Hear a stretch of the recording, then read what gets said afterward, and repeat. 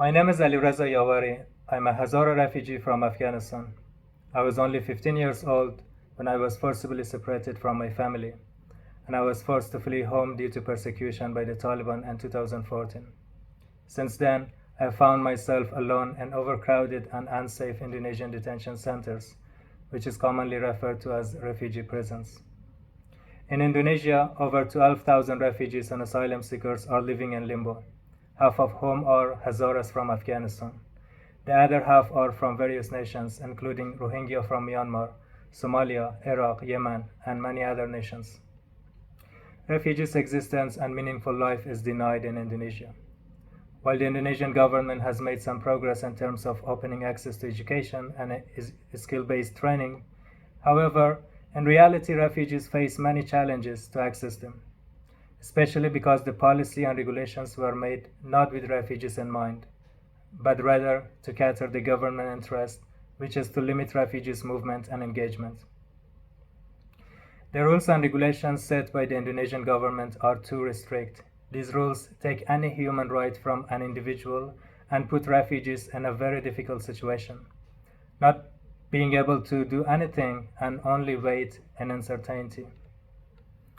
Most important is the issue of lack of basic human rights. Refugees are not allowed to work.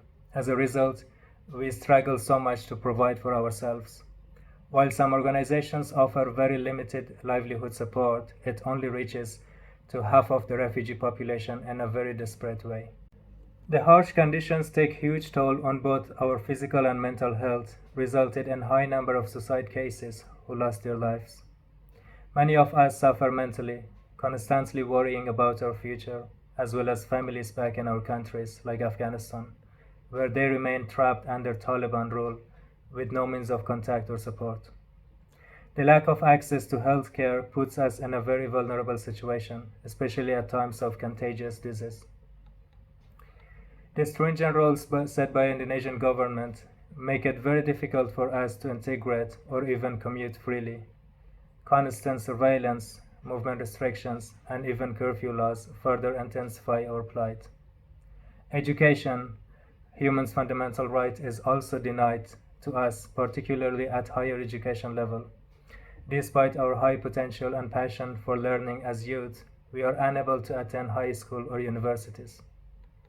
Only very few youth are able to attend university privately, and they do so under constant surveillance from the authorities. It is so sad truth that our dreams and aspirations are shattered. Most importantly, the prospect of resettlement is bleak, leaving us with a sense of hopelessness and helplessness.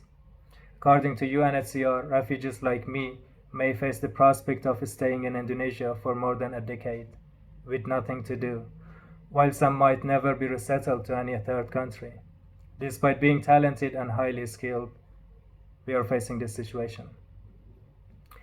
The prospect of resettlement through complementary pathways is also very thin for many. It doesn't work because, in reality, personal connections plays a big part of it, and it is not something that many of us have it. We find ourselves stranded between two impossibilities of integrity in Indonesia, where we have no rights, or returning to our home countries, where we are not safe.